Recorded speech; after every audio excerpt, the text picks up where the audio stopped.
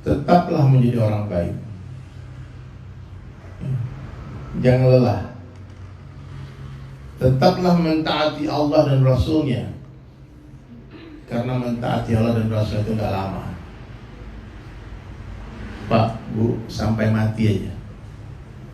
Kalau hari ini kita mati berarti sampai hari ini aja.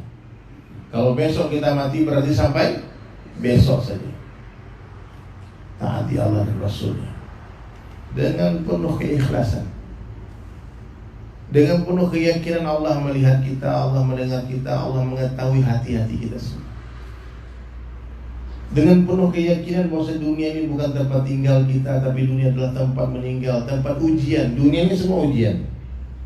Kaya bukanlah sebuah kemuliaan di dunia, kemiskinan bukanlah sebuah kehinaan. Ya. Kekayaan bukanlah sebuah kemuliaan, kemiskinan bukan sebuah kehinaan. Semua ujian, kalah ujian, menang ujian. Hari ini kita sedih lihat orang miskin, kasihanlah dari diuji sama Allah. Kita lupa kekayaan juga ujian. Paham? Lepas kacamata dunia. Kita anggap kemuliaan kalau rumahnya mewah, mobilnya bagus, itu orang hebat. Allah sayang, belum tentu. Berarti Allah sayang sama Fir'aun dong. Korun, semua orang terlaknat semua. Mau di sini jamaah semua ada punya anak namanya Fir'aun ya? Anaknya lucu, namanya siapa? Fir'aun ya? Nggak ada. Ada tuh cerita hikayat di Padang, Malin Kundang. Ada punya anak namanya Malin Kundang. Anak itu rako, kurang ajar sama ibunya. Nggak ada. Yang dikenang tuh orang-orang baik. Sayyidina Bilal itu dia bukan orang kaya, di awal Islamnya dia hamba sahaya.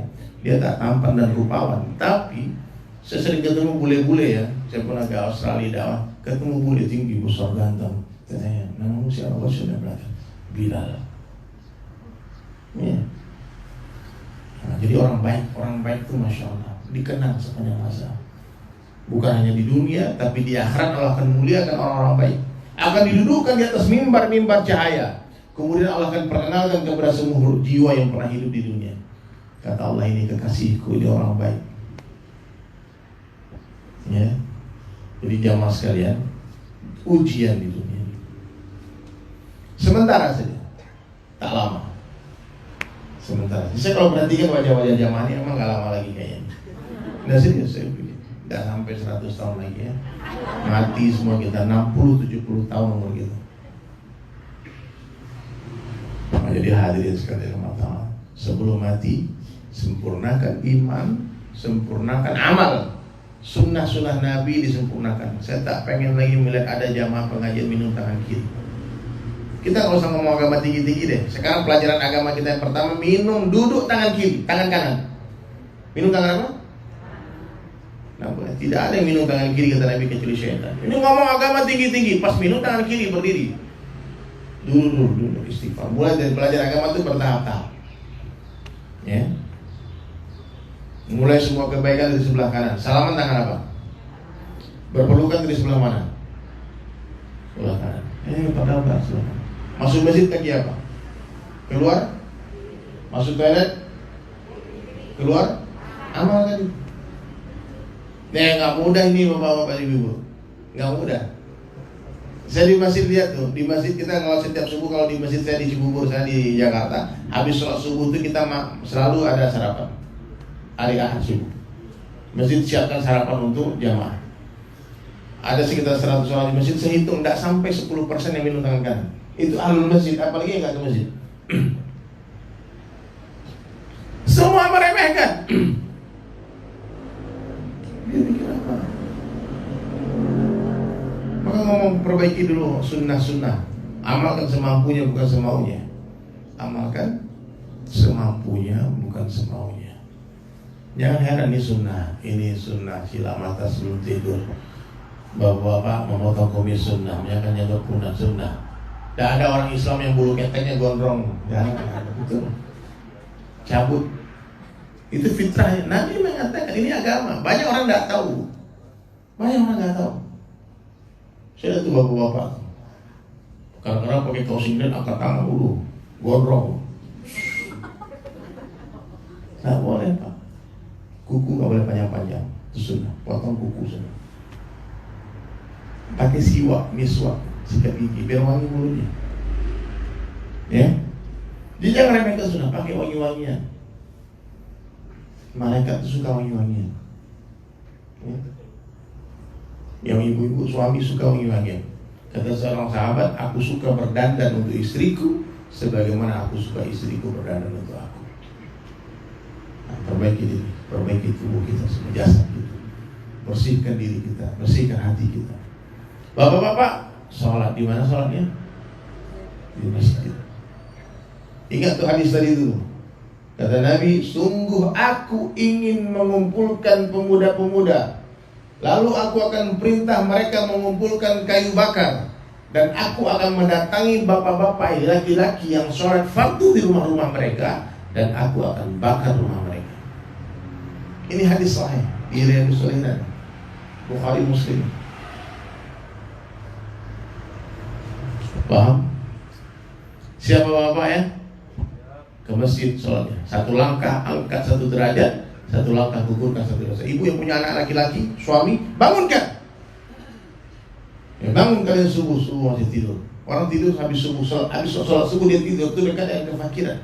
Makanya nggak berubah-ubah. Meskipun duit udah banyak, rumah udah, tapi merasa miskin terus, fakir namanya. Kurang aja, nggak pernah cukup. Ada orang nggak punya apa-apa, tapi hatinya kaya. Dia udah cukup, alhamdulillah. Nggak pernah berharap, nggak pernah minta, nggak pernah apa. Dia yakin Allah bagi rezeki dia. Sholat diperbaiki. Orang yang memperbaiki sholatnya berarti dia sedang memperbaiki kehidupannya.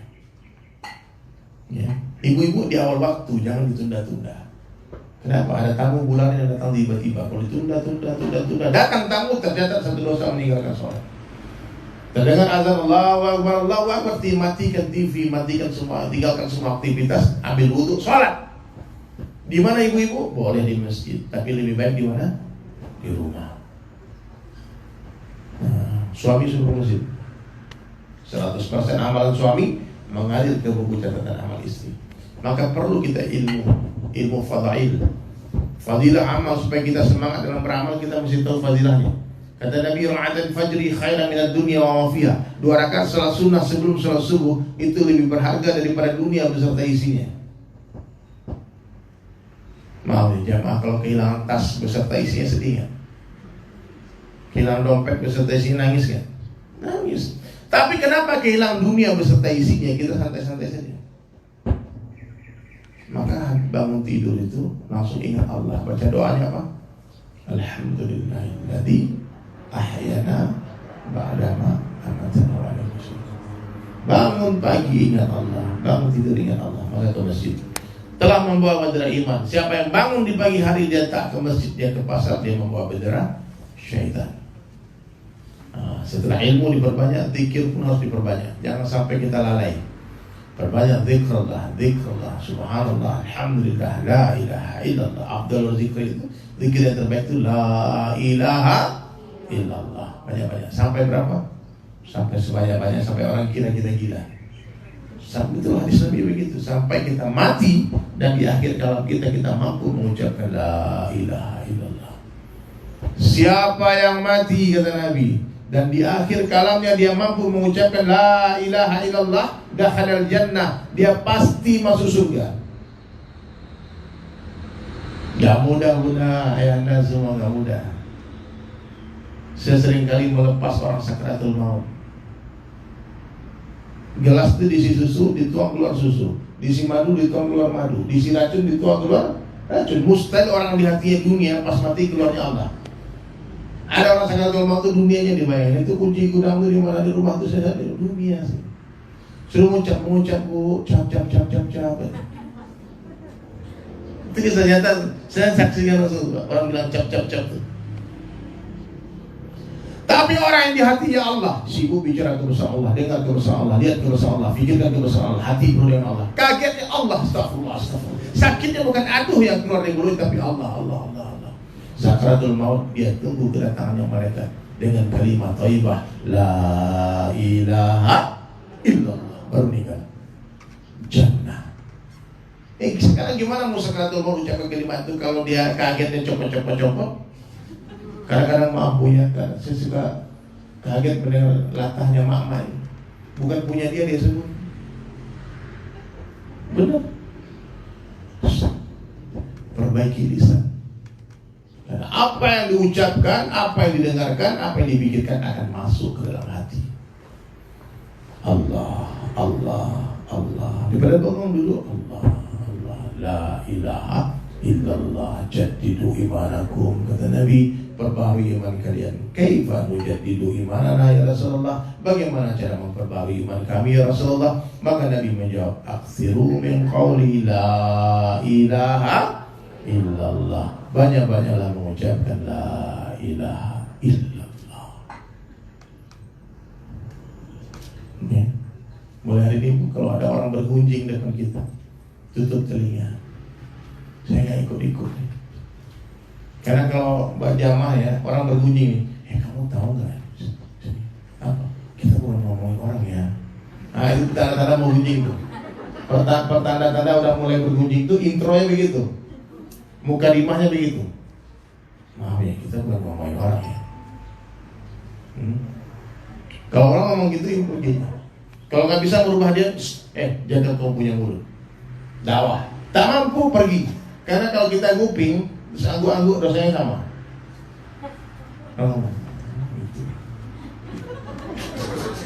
Dosanya sama. Tapi kan kenyataan, itu yang namanya gunjing. Kalau bukan kenyataan, namanya fitnah. Itu lebih parah lagi.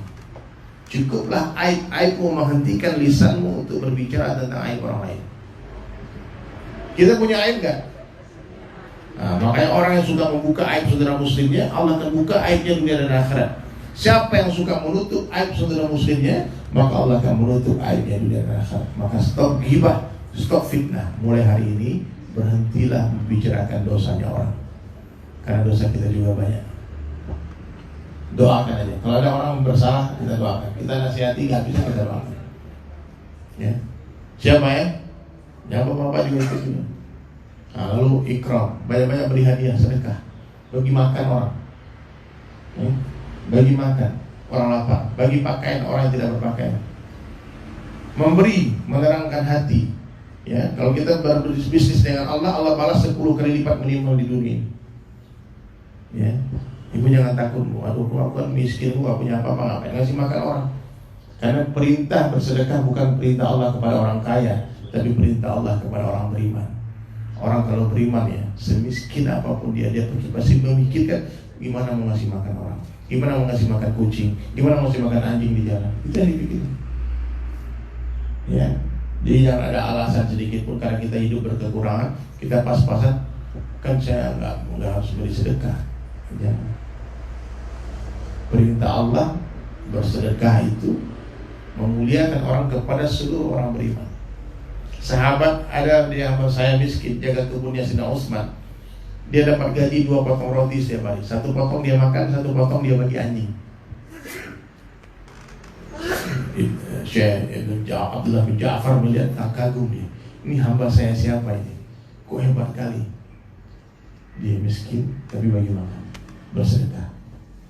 Ya, jadi tidak ada alasan kita tidak bagi makan. Minimal siapkan air minum. Kalau dulu di kampung-kampung itu kan di depan rumah itu ada tempat minum untuk sedekah orang lewat, mungkin haus diambil minum.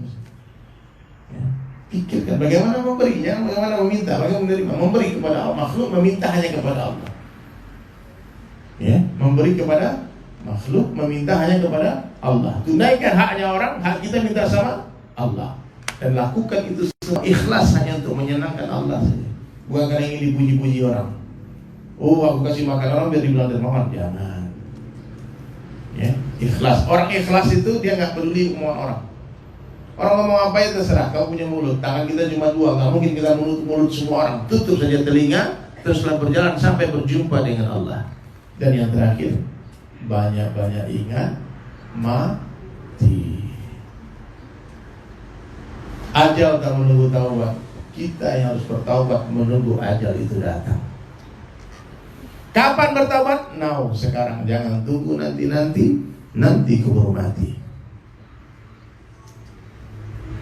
Jangan tunggu kapan-kapan nanti keburu dikafani. Ingat, kain kafan tak berkantong. Apa yang kita bawa? Hanya iman dan amal saleh. Saya doakan semua jamaah Bapak Ibu sekalian husnul khatimah. Amin. Mati dengan la ilaha illallah. Tunggu kedatangannya. Itu akan bisa terjadi kalau kita sibuk membangun istana di surga.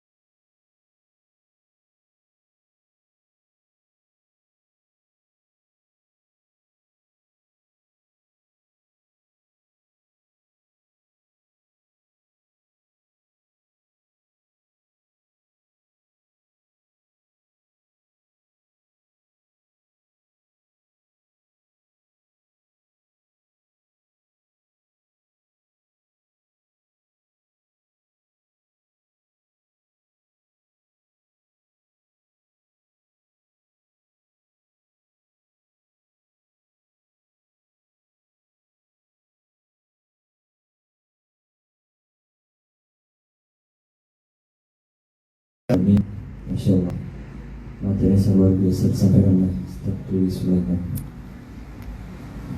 Mungkin ibu-ibu ada yang ingin ditanyakan. Kita membuka 2 pertanyaan, silahkan. Ingin bertanya?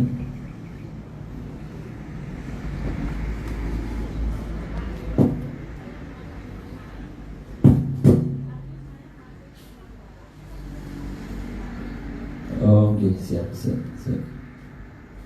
Oke, baik. Mungkin